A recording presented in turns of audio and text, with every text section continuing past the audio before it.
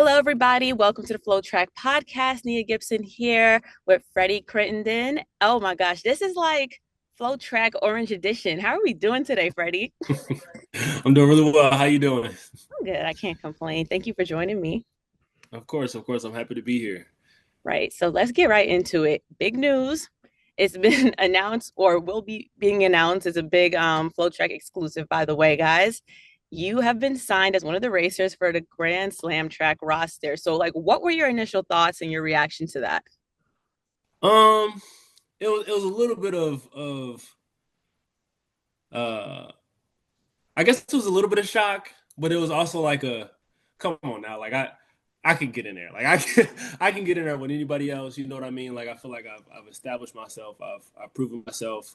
I'm competitive enough, and I've made a name for myself. So I was like, come on, ain't no way I can't get in there with them. So I was definitely happy and excited. Um, and all the things, but I was definitely like I definitely belong in this space for sure. I love that. And we all think that. We all think that. But let me backpedal a little bit because obviously you are no stranger to adversity. Coming out of Q's, you weren't initially signed, got bit by the injury bug a bit. And at a certain point, all roads did lead to maybe quitting. Where did you find that extra grit to kind of keep going despite everything? I would say when I was at that place where I wasn't enjoying it, injury had riddled my training for about 8, 10 months off every bit of the most of the year. I kind of got to a place where I was just like I was going to practice and I was still doing it because of my teammates. My teammates were helping me get there every day. I was enjoying training with them, even though my training wasn't going well. And even like with our journeys intertwined, it was more or less like I had been there for them when they were going through tough times or struggles or difficulties and injuries and things like that. And vice versa, they were there for me when I was at my lowest point and I was struggling, and they kind of helped keep me uplifted. They encouraged me. They like pushed me. They cheered for me, and it was just kind of one of those things. Like even though like things aren't going the right way for me, I can at least be here and continue to just be a part of their journey. Also like the people around me, my wife, my coach, my family, they all just kept telling me like, even though it's not going right for you right now, like we Oh, lost you there a little bit. Oops. sing so low that I wanted to quit. Way through all of that, and I was able to make it through and continue to grind for it. I love that. So, as we're talking about just your support system, your village, how do you think it was for them as they saw you go from such a low point to where you are now? It was definitely encouraging for all of them. Obviously, it's super inspiring to see, especially them. They've seen like the whole journey of the very beginning all the way through to the highest point. It's inspiring, and I know they're just happy to see it. They're happy that it all paid off, and they're part of the journey too. So they were able to celebrate me and like be a part of that with me, and they were just super encouraged by it and like and thrilled, obviously. So it was good. So, in turn, I gotta ask, how special is that for you? It's definitely there's nothing like having a lifelong dream or a lifelong passion, going through the ups and downs, not knowing if it'll ever come true or if it'll ever manifest. You're working as hard as you can every single day, and you really don't know if it'll ever happen.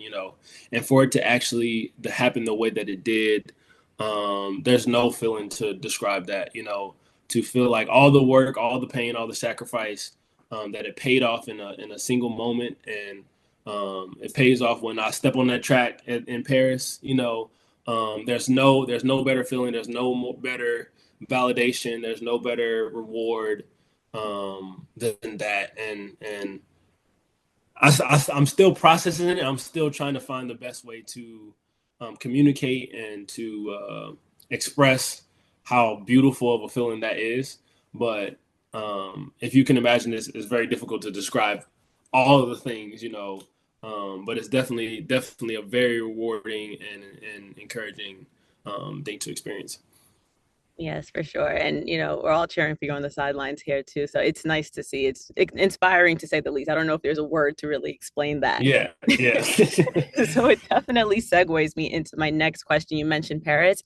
Let's talk about the Mhm. Olympics for a little bit. You rolled the dice a little bit by Yeah. electing to jog through the prelims and compete in the repechage round to ultimately then qualify to the semifinals. I think it's no surprise or like no secret that you have a ton of grit and resilience. And I'm sure, as you predicted, eyebrows were raised prior to you qualifying. Please, you have to Yeah, let us know, yeah. how did you block out that noise? It definitely was difficult. I feel like when I was there, obviously, like the whole journey and the whole process of making the team was a lifelong and like fulfilling moment. And when I got there, it didn't matter what happened. I just knew that whatever happened, I'm going to give my absolute very best, my very very best, whatever the circumstances may be. And I'm blessed and I'm lucky to have people on my team to help me navigate and walk through that stuff. But it was more or less like, yeah, like turn the internet off, don't think about anything except what's right in front of me right now and how can I maximize this situation for the best result. It was going and talk to the medical team, talk to a couple of people on the medical team, get some assessment, get some analysis, get some evaluation, see what it looks like, talk to my coach, talk to my mentors and my friends to see, like, is this making sense? Is my head wrapping around this whole circumstance in a healthy way? Is there anything that I missed? Is there any other option that I can take?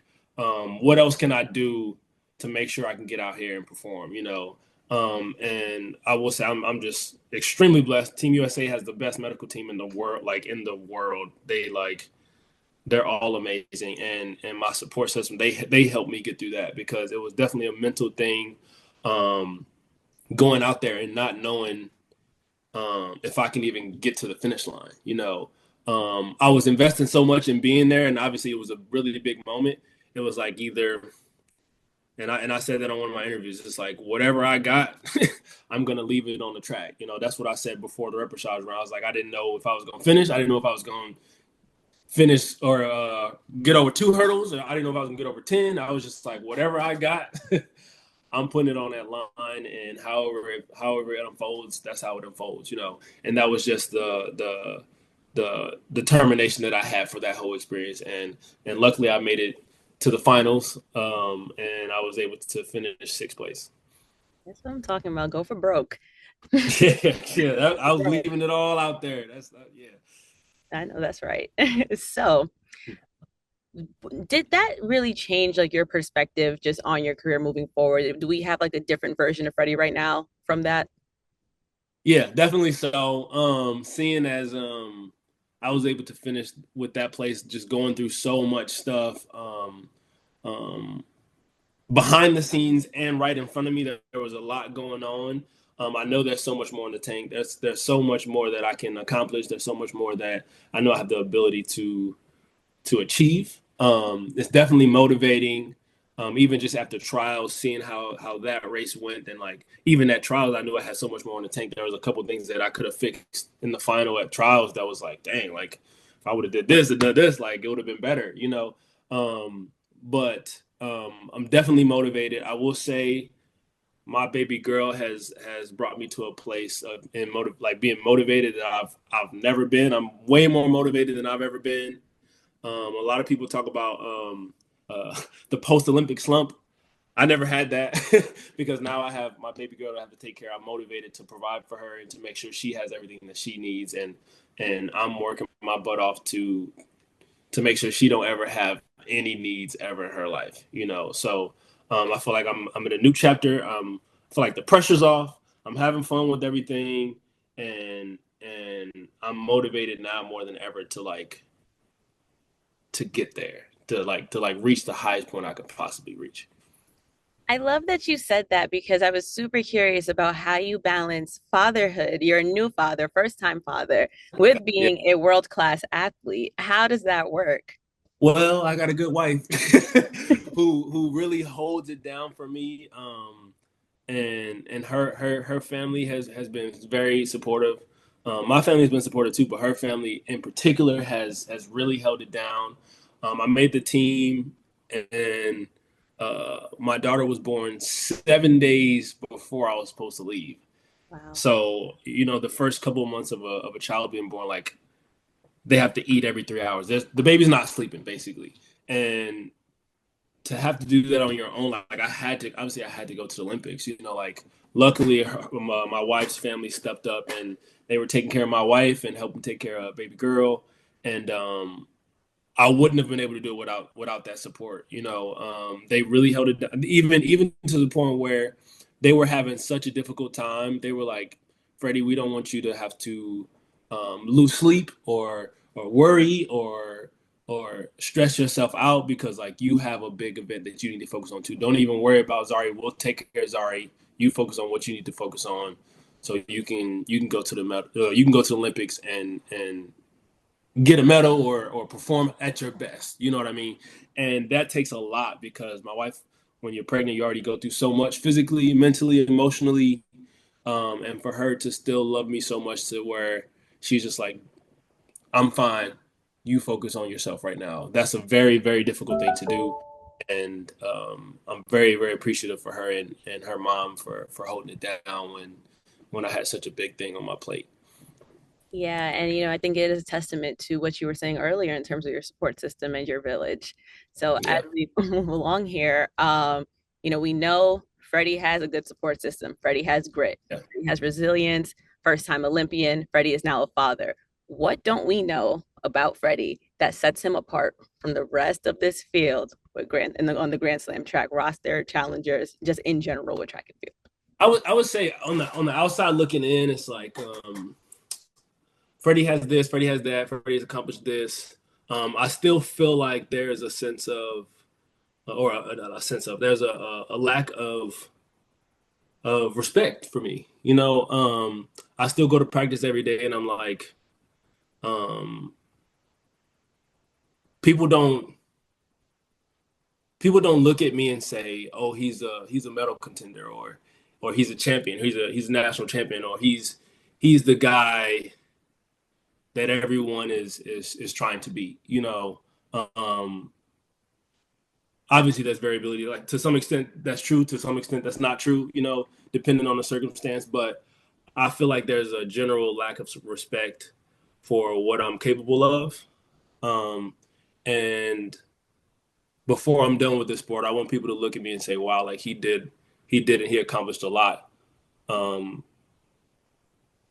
and still inspired so many people and still cared about people and had his humanity and was down to earth and looked you in your eyes and cared about you as a person. You know what I mean? So like me as an athlete, me as a person, I feel like I don't know. People don't give me the respect that I want quite yet, and I'm still hungry for that. So yeah, So can we say that Freddie has a point to prove? yes, for sure, for All sure. right. Still got a chip on my shoulder. Still got some things um, that I'm working towards.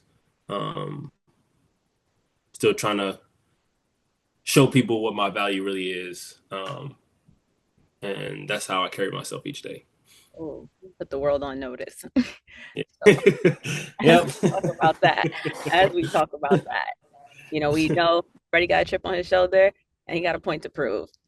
Does Freddie have any words for his challengers? My challengers. It's interesting because two of them are my best friends. I'm literally like they're my best friends, and I would say, um, ain't nothing changed. We go head to head all too often, and uh, nothing changed when we line up. We ain't friends. When that gun goes off, we ain't friends. Uh, I'm still trying to get mine, and I'm still trying to provide for my family. And that's not something that I joke around about. When the race is over, when we back at the hotel, when we traveling in between meets, yeah, you my dog. But like when that gun goes off, like we ain't friends, bro. Mhm. We ain't friends. We're excited for it all. We can't wait to Yeah, see what you accomplish. We can't see what you do, what you put out on the track. Because again, we're on notice. The world's on notice. Next time we do this, we definitely have to get you out here in Austin in the studio. yeah, for We got sure. to do Yeah, that next time. I'm going to hold you to yeah, that. yeah, But anyways, thank you so much for talking to me, for joining me, and for having this conversation. I thoroughly enjoyed it. yeah, for sure. Thank you for having me.